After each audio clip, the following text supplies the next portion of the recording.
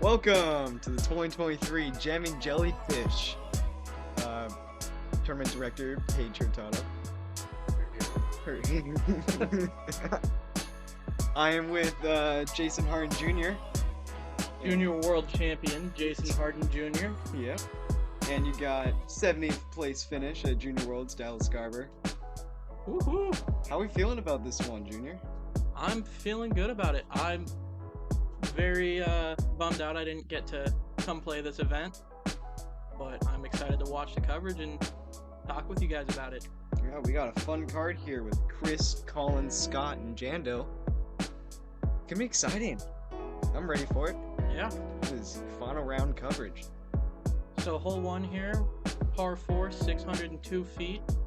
You flying over the landing zone right there. You throw over the water, out onto the peninsula, aim for the short grass. Pretty straightforward. Pretty much just two stock highs with these Chris guys. Nelson. Point to the crowd. Chris hitting us with some Babe Ruth action before his throw. Hardest shot of the day, I'd say, so far. Oh yeah. Because they haven't thrown anything else. That's fair. And Chris made it look hard. Next up on the No, box, that's a little wide. 10 down, Only thing you gotta worry sponsored about here is the by sign. Jammers in the rough Pretty much and any Gateway other spot Disc, is just fine. Collin, Yeah. Hayden.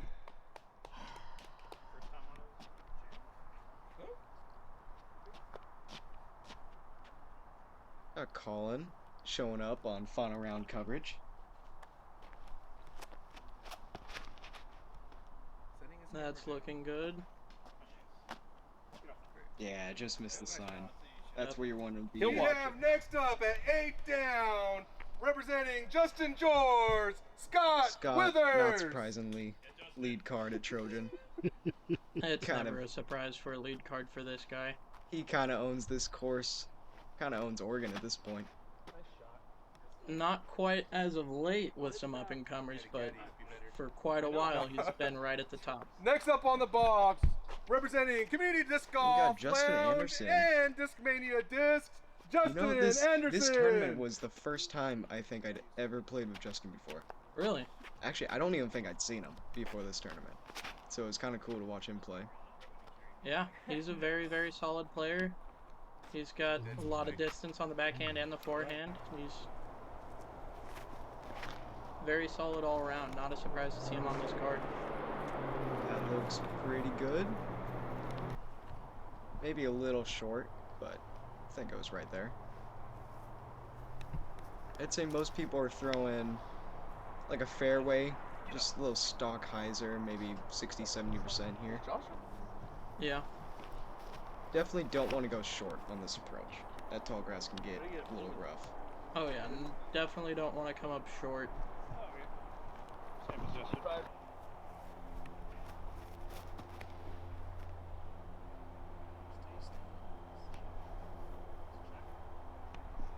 Look like a bunch of solid shots from our guys. Everyone looks like they're... Oh, lost disc from what? Scott.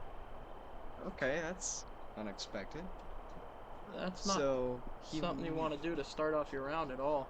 He must have walked all the way back to be able to throw this. Yeah. Like, not only is it a lost disc, but that's also a mental thing, having to take that long trip back. Oh yeah. I mean, that's a good 4-minute walk, I think. Maybe for a rook like you, it's a mental thing there. Scott's a vet, and he threw a very solid recovery shot there. That's fair. Call with a nice 25-foot tester to start the day. These are always the ones that you want to really make. Mm-hmm. That's a really good putt. putt.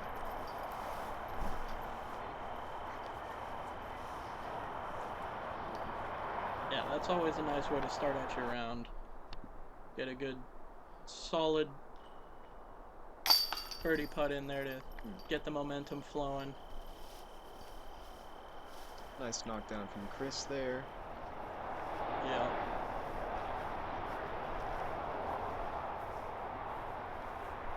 Just with another one. So is this bogey putt for Scott? I believe Yeah. so, yeah. Man, that is weird. I think it's the first time I've seen someone have to go all the It is way what back. it is. There's a group behind us.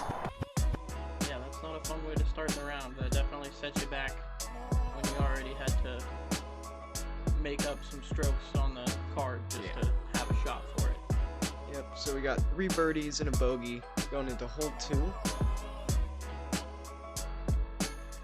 Hole 2 is a 298-foot par 3 across most land. You're either going forehand hyzer or backhand hyzer towards the basket, trying to land maybe a little short and have it slide or skip up. Most of these guys will probably be throwing the forehand hyzer. Yeah, this is not a hole you really want to go anywhere other than just short of the basket.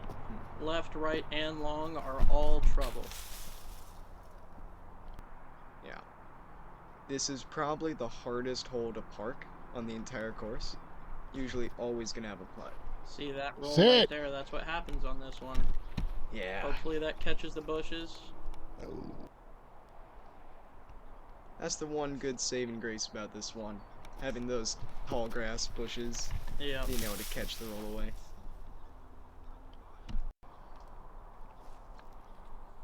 Oh, Sit. Sit down. that was a good look from Justin. Mm-hmm. Chris's putt looks on right now. I'll go. Yeah, he's starting off strong. 2 birdies. That's a great way to start it, Trojan. Collin, pretty much the same putt he just had, maybe just a little bit more uphill. That's another clean looking putt. There we go. Land here very often. Top 2 guys starting off birdie birdie. Yeah, both of them actually had a really good reaction. Yeah.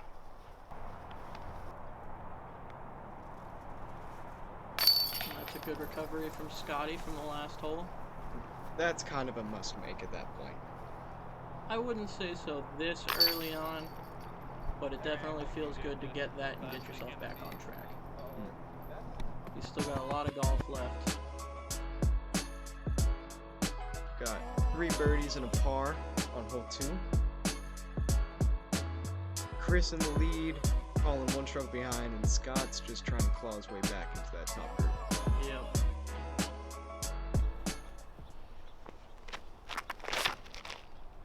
Hole 3, 393 par 3. This is You get safe in the left side. out on an island. I don't know if they played the left side grass safe for this tournament or not, did they? Yes, so Okay. left side grass was in bounds, and I'm pretty sure it was hazard. Oh yeah. Great job. I think it was hazard for all concrete in this one. Okay. So I think that OB thing is just That definitely Hazard. takes a little bit of the mental game out of it on focusing on making sure you're on grass. yeah, because now if you miss, you still got that like 50-foot look if you're out to the right, Right. instead of like still a 200-foot difficult It was approach. so flat. Yeah. We got some okay drives there. Definitely nothing that you're really wanting. Yeah, so hazard, playing from where he was. Mm-hmm. I would say this is definitely one of the bonus birdies of the course. Ooh. But Yeah, definitely not an easy get. Yeah. You're not mad with a par here. Collin with a great drive. Oh, what a rough spit out on that putt. man, I looked good the whole way. Yeah, it was a tiny bit right side, but that should have fell. Still nice to get a look on the hole though. Yeah. Sometimes you want to get that missed putt out of the way, at least in my opinion, so then you're not thinking about it. Yeah. Yeah, the miss there definitely doesn't feel great, but coming off of the hole with a par doesn't feel too terrible there. Got 1 bogey, 3 pars on hole 3. Moving into hole 4, it's all tied up at the top. Yep. Scotty 4 behind and Justin 2 behind of Scott. Oh.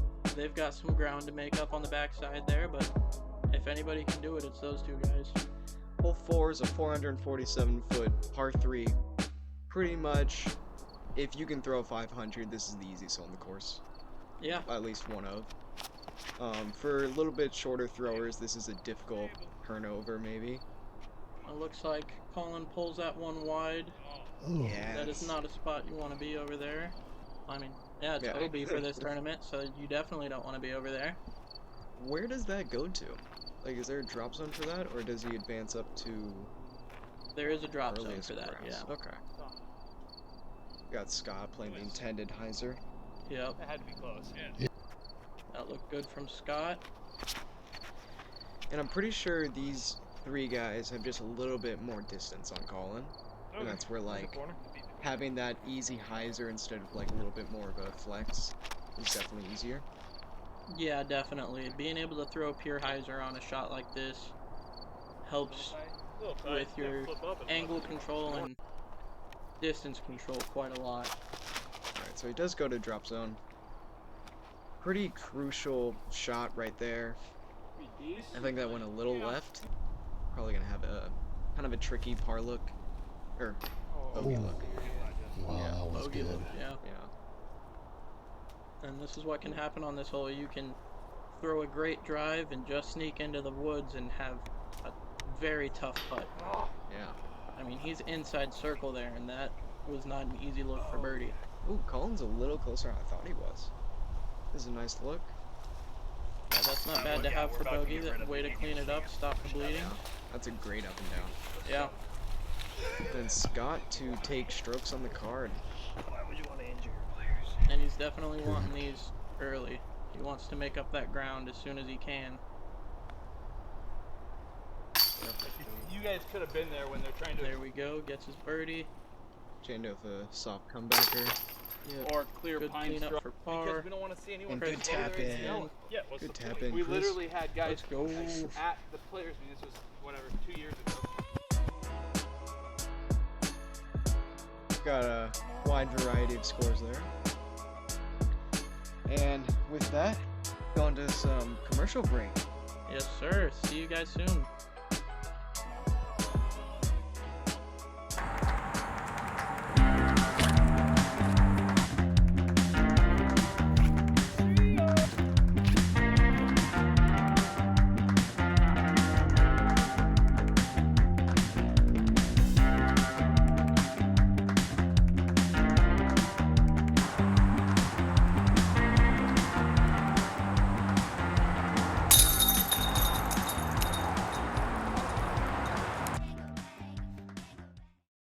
Introducing the Mojo Riser.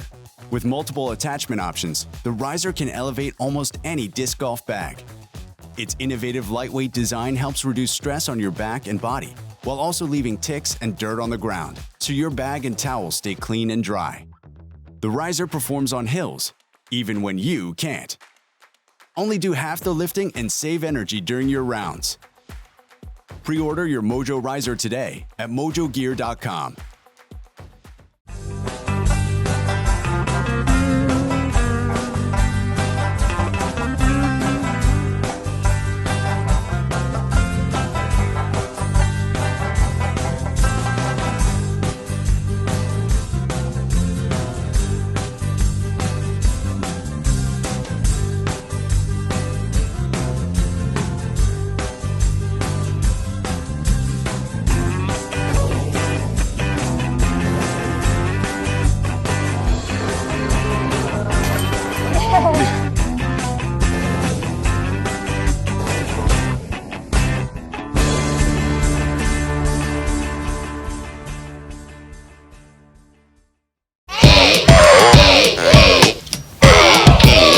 Elevate.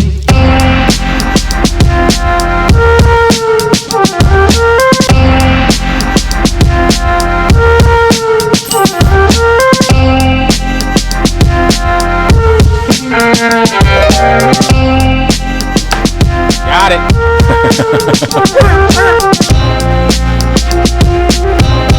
Elevation for your mind.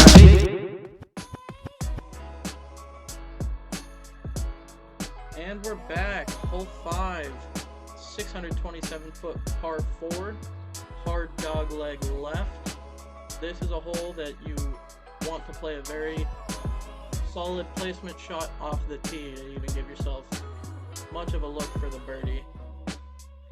They did make a Mando on this hole, so none of the easy spike hyzers. Okay, so you have to go up. Yes. That's even better. I like that a lot. Makes the righties have to do what I have to do. These guys just trying to chip out there and give themselves a look at that wide hyzer. I guess there is like a pinched off hyzer if you really want to do that, but Yeah. this is a pretty simple forehand if you have it. Yeah. Yeah, everyone throwing forehand here.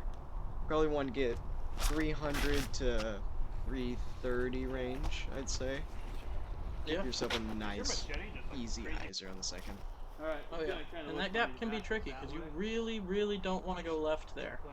I think it can definitely get into the heads of some of these players sometimes.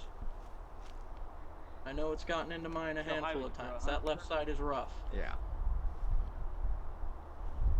Scott just trying to salvage par from this position, really. Oh, he looks like he's going. That looks smashed high.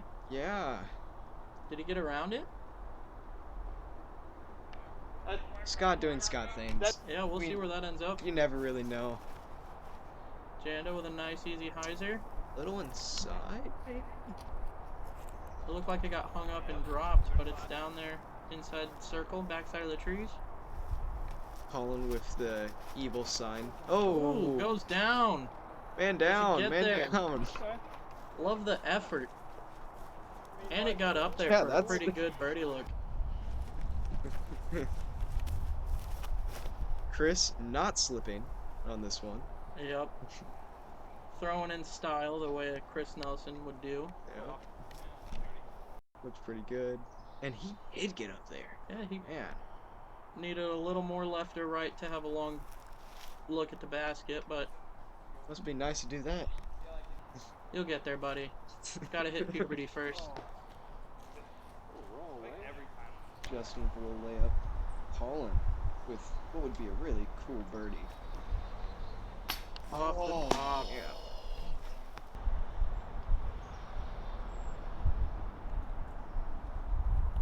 Good Yeah. putt from Chris. I expect nothing less. Chris's putt is definitely that main thing that really separates his like 1070 rounds and Oh, yeah. 1010s. It's definitely great unless it's out of state. I like that. Collin has had a birdie putt every hole so far. Oh, no, never mind. He's had a birdie putt on almost every hole so far. Yeah. Drives are looking pretty good.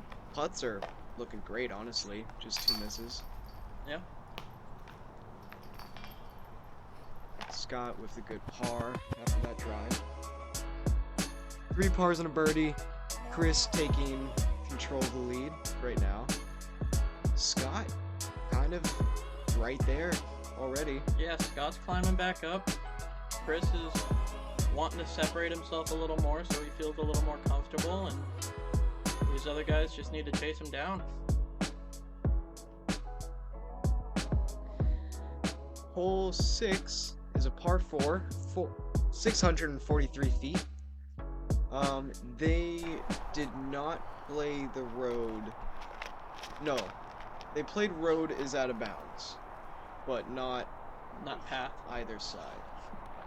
Oh, there was no OB other than water. Yeah. Okay. Yeah, it That was signed- definitely makes this hole a little bit easier to play. You don't have to worry about the path being the line of OB and having a smaller landing zone. You can kind of just chip one out there and take what you get for that second shot over the water. Usually this hole is played as path and over, which makes it kind of like you gotta actually think about the shot. But Yeah, you have to worry about your tee shot a little more with that path being OB, but this is a bunch of textbook forehands from our group. Junior wishes he was on that tee box right now. I do. This is one of my favorite holes to play in Oregon. I love this second shot so much because that backside slope just gives you any chance you want to run that basket. This is definitely my favorite hole in the course. Ooh, Janda was inside. Gave himself a tough look. Now this is a hard shot right here.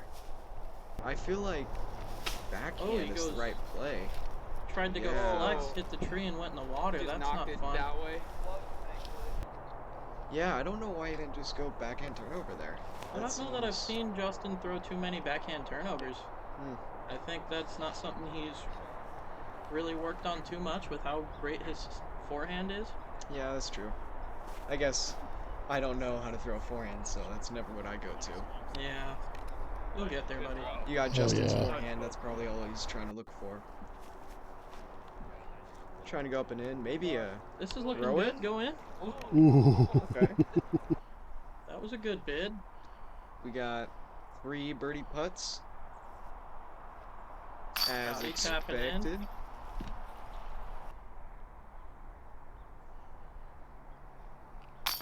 Aw, Chris. And that was a putter change. He's been putting the red one, hasn't he? Yeah, they're both Fireflies. I definitely think that putt would have gone in if it was with the white Fireflies I gave him a little while back, but that's just my personal opinion. Yeah, I remember that he switches putters from time to time, and I don't know what that is. He originally started putting, well, back in the day he was putting with the XD quite a lot, and it would start to fail him in the wind, so he switched it up since then, been putting the Fireflies, and I think most of the time the adjustment is just a plastic change. I would guess at least.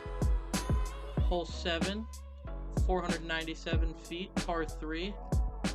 I absolutely love this pin position off to the right. If you want the birdie here, you really have to force that water carry. You definitely have the option to play safe on the left side, but these guys have big arms and they're definitely wanting to get this birdie here. I think this is definitely the most important hole to have Scott distance and Chris distance. Oh yeah. Just like, it's so casual for Scott to be able to throw that. If you have 550 in the wheelhouse, this is a pretty, I wouldn't say easy birdie, but it's an easier birdie than it is for anybody else. This is like 4 on steroids. Yeah. You can really rip into that hillside if you have the distance for it and not really have to worry about anything else. Chris next to the beads. Oh, that's fun. Yeah. Justin crushing one out there. Oh, get to the bees. And that's the common mistake on this one, is not committing wide enough because of the water. Pulling it more inside to the left because you're worried about how much water you're actually carrying over. Definitely rather do that though. 100%. It's the miss to make. Yeah. You just gotta real estate license. It's a little bit left side on that jump put. Scott for strokes on the card. And That's a good putt. Is he Nice tied job. up? Scott's Or heating close? up. I think he's I didn't look how many birdies were there in the close first round. to Did you see any birdies in the first round? Collin. I think Chris still has a little bit. Oh, you got it. Scott doing Scott things. Scott doing Scott things. It's not a surprise to anybody. It's a 3. It's a 3. Got some par tap ins. Going into hole 8. Yeah. Pretty close one of those top 3. No gap to hit. Justin kind of trailing a little bit, but I could definitely see him getting hot towards the end. Oh yeah. Justin's never a guy to count out. He can turn it on like a light switch and just start shredding this place. Yeah, we got 3 pars, birdie. Kind of what you're expecting on that hole. Not really any birdies, mostly pars, unless you do a bad drive into the water. Yeah, and it looks like Scott has now joined Collin and Chris at the top there and separated themselves from the rest of the field. Hole 8, maybe one of the most iconic holes at Trojan, the Dog Park. 340-foot par 3. It's pretty much make it or die. Yeah, I mean, there's the grass where the tee pad is on is all safe short of the road there. By the There's old a short time. play that you can do. But most players that can throw 340 are Yeah. trying to throw for this basket and get that birdie. Yeah, there's the forehand hyzer, like Collin just showed. And then there's the backhand straight turnover. Oh, that's Oh, that's leaking. left. That's not looking good. That's OB. That's big. I do know that the drop zone is shorter, so it's not like a 150-foot upshot anymore. Oh, okay. It's about a 70-foot putt. Yeah, right Okay. here. So this is makeable, for sure. Yeah.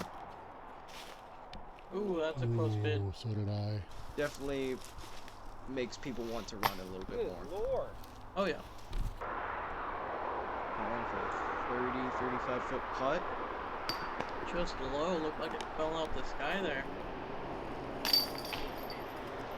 Yeah, definitely the thing with Collin's putt is more of a commitment thing. His putt's very up and down. If he just really commits to that, it's usually online all the time. Yeah. I think that was only one birdie on the card there. Surprising. Normally you see a couple there. Yeah. That's definitely a hole you want to get. Yeah, even for the card, it's not what you're looking for there in that hole. But with the bogey from Chris and the birdie from Scott, we have a three-way tie for first. Going into hole 9. Tune up. Yep. It's getting exciting. Hole 9. 380-foot par 3. Probably looking at a fairway shot. Maybe a slight flip up. Yeah, this one's a little tricky off the tee. The tee pad's on a slant upwards. You're throwing over a little hill, but you want to stay underneath this canopy if you want to have a chance at the birdie. I think Scott just parked it. That looked very good from Scott. Oh, Whoa. little unconventional line there with the forehand flex. I don't hate it though. Yeah, I've never seen that one before. I have not seen that one myself either. Oh, this is just a little yanked. Oh, you Yeah. caught that tree. It's really hard to get under that with the way the tee pad is. Yeah. This is Same leaking thing. right from Chris. Same tree. Scott might be gaining more though, from what his drive looked like. Yeah, if you hit that tree, this is pretty much just an upshot. Yeah. Unless this was like 18. You're really needing that. Collin got up there. Yeah, he's got himself a circle 2 bid. Good Right on effort, just a line. little low. Can't be mad at that putt, you know? Again, Collin, good drives. Yeah. Pretty good drives so far. He's given himself looks for birdies. He's just gotta get that putt committed a little more. Scott taking another stroke on the card. Yep. Moves him up into solo lead. And that's a good way to finish the front 9. He clawed back very well. 5 down to that front 9 is very solid. He's now got himself a 1-stroke lead. Now he's just got to fend everyone else off. Yeah. Keep pace with them and they can't catch up. You just gotta be wanting to watch this back 9. Oh, I'm so excited for the back 9. We will see you guys in the next one. Yeah.